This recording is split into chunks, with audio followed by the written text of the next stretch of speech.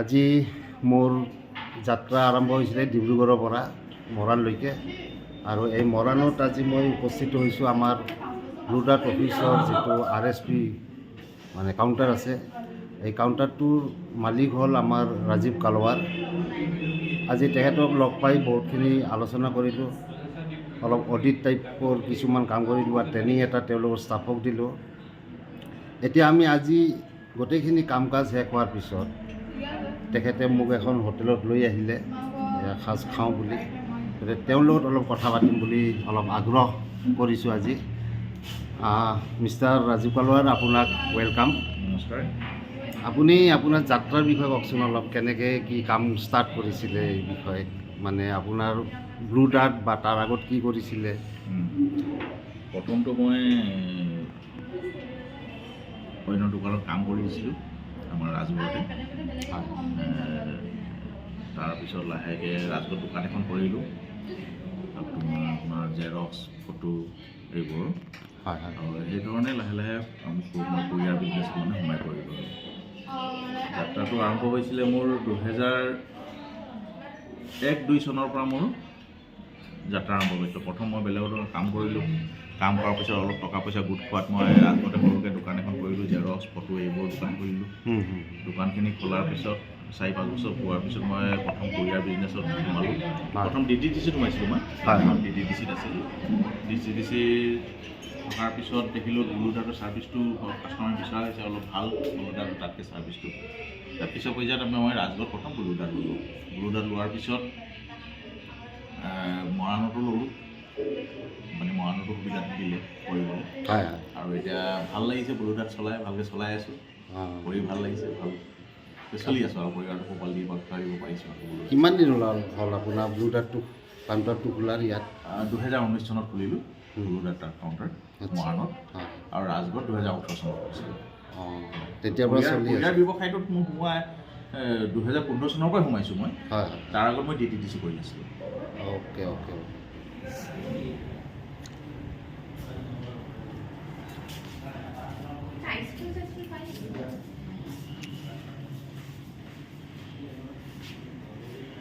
হয়, আপোনাৰ ব্লু ডাৰ্টৰ বিষয়েতো আপুনি জনালে বা কোৰিয়াৰ ছাইটৰ বিষয়ে জনালে বা আপোনাৰ ভৱিষ্যতৰ মানে অতীতৰ কথাখিনিও জনালে আপুনি, সেইখিনি শুনি ভাল লাগিল।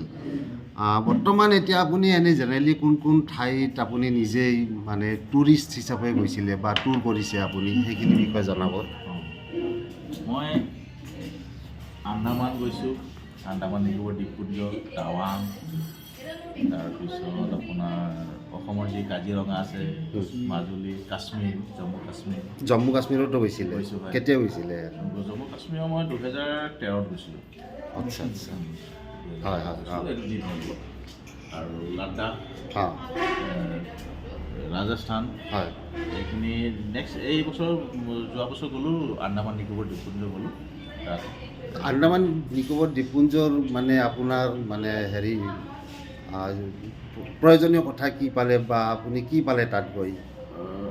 যদি ভাৰতৰ স্বাধীনতা আন্দোলনৰ বিষয়ে যদি সঠিককৈ জানিবলৈ হয় কোনোবাই, হয়, আৰু তেখেতলোকৰ ত্যাগৰ বিষয়ে যদি জানিবলৈ হয়, ভাৰত কেনেকৈ ধৰণে স্বাধীনতা আনিলে আৰু স্বাধীনতা সংগ্ৰামী কিমান ত্যাগ কৰিলে সেই স্বাধীনতাটো পাবৰ কাৰণে, সেইটো ভালকৈ বুজিবলৈ হ'লে আন্দামানত যাব লাগিব।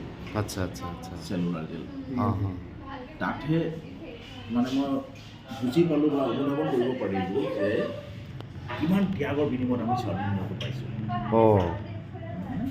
তেখেতলোকৰ যি মানে ব্ৰিটিছ সৈন্যই যিমান শাস্তি দিছিলে, শাস্তিক তেখেতলোকে আশীৰ্বাদ স্বৰূপে লয়, তথাপিও সংগ্ৰামটো মানে তেখেতলোকে কৰি থাকিলে, জেলৰ ভিতৰৰ পৰা কৰিলে বা তাৰ পৰা ওলোৱাৰ পিছতো তেখেতলোকে সংগ্ৰামটো চলাই নিলে আৰু ভাৰতৰ স্বাধীন।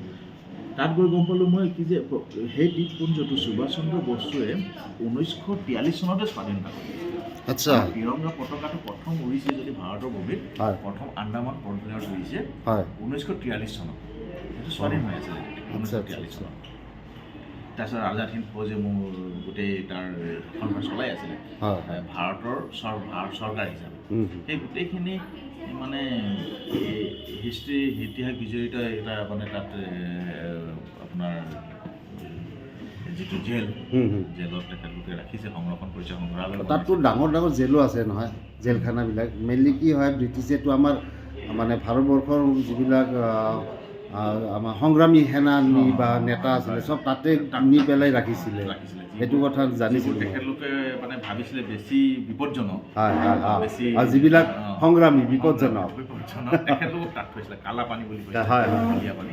আৰু তাত অকল ভাৰতৰ বুলি নহয়, একে সময়ত দক্ষিণ আফ্ৰিকাও ব্ৰিটিছৰ অধীনত আছিল। হয়। তো দক্ষিণ আফ্ৰিকাৰ যিসকল সংগ্ৰামী আছিল বা তেখেতলোককো সেই কালা পানীতে ৰখা হৈছিল। অঁ আচ্ছা আচ্ছা আচ্ছা। ভাৰতৰ বেছি আছিল কয়দী হুম, হুম, দক্ষিণ আফ্ৰিকাৰ তুলনাত। আৰু তাত ব্ৰিটিছে মানে চবফালে আপোনাৰ সাগৰ কয়দীটো পলাই যাব নোৱাৰে, হুম, হুম, হুম। তেখেতলোকৰ কাৰণে চেফ জেগা আছিলে অঁ। ব্ৰিটিছসকলৰ কাৰণে কাম কৰাটো। এখেত কি আপোনাৰ মানে সংগী হিচাপে নে ৰিলেটিভৰ? মোৰ ৰিলেটিভো ভাইও হয়, হা। আৰু লগতে ব্যৱসায়টো আমি লগতে কৰিছোঁ। অঁ একেলগে দুইজনে ন? আপোনাৰ নামটো ক'ব। মোৰ নাম বিকি জয়ছোৱাল। হা? বিকি জয়ছোৱাল। বিকি? জয়ছোৱাল। অঁ। এতিয়া আপুনি অতপ্ৰতভাৱে এওঁৰ লগতেই থাকে? হয় হয়, আমি যাওঁ। আচ্ছা আচ্ছা আচ্ছা। ডিটিচি আৰম্ভ কৰিলোঁ, ডিটিচিৰ পৰা আকৌ এতিয়া ভোৰ কৰি আছোঁ, হয়। চলি আছে আমাৰ। কেনেকুৱা অনুভৱ আপোনাৰ তেখেতক লগ পাই? ভাল, তেখেতলোকো ভাল মানে, আৰু তেখেতে মনোযোগী আছে কামত। আৰু অনেষ্টলি বহুত অনেষ্ট, তেখেতে কাম মানে খুব মনোযোগী দি কৰে। আচ্ছা নিষ্ঠাবান, পূৰা ত্যাগ কৰি পেলাই জীৱনৰ। হয়। কাষ্টমাৰ ছাৰ্ভিচ ছেটিছফেকশ্যনে বেছি মন দিয়ে। হুম, হুম, হুম। কাষ্টমাৰ ছেটিছফাইড হৈছে নাই হোৱা, হয়। লাষ্ট মোমেণ্টলৈকে তেখেতে চাৰ্ভিচ দিব বিচাৰে। ভাল লাগে কেনেকৈ। ধন্যবাদ বাৰু, আপোনাৰ কথাখিনি শুনি ভাল লাগিল। এটা এই হোটেলখনৰ নাম কি? The kitchen. The kitchen. The kitchen. অঁ ঠিক আছে বাৰু। আজি আমাৰ খানা আহি গ'ল, দুপৰীয়া সাজ। এতিয়া ভেজ থালি অৰ্ডাৰ কৰা হৈছে আমাৰ ৰাজীৱ কালৱাৰে। তাৰ লগত বোধহয় আৰু কিবা এটা আছে, চিকেন থাকিব। আমি একেলগে বহি খাম এতিয়া। আমি ৰাজীৱ কালৱাৰ, মই আৰু তেখেতৰ বন্ধু, আমি একেলগে আজি দ্য কিটচেন এই হোটেলখনত বহিলোঁ খাবলৈ, এই দুপৰীয়াৰ এসাঁজ। গতিকে খাই পিছত ফলাফলটো জনাম বাৰু, কেনেকুৱা লাগিলে নহয় জানো? নিশ্চয় নিশ্চয় নিশ্চয়।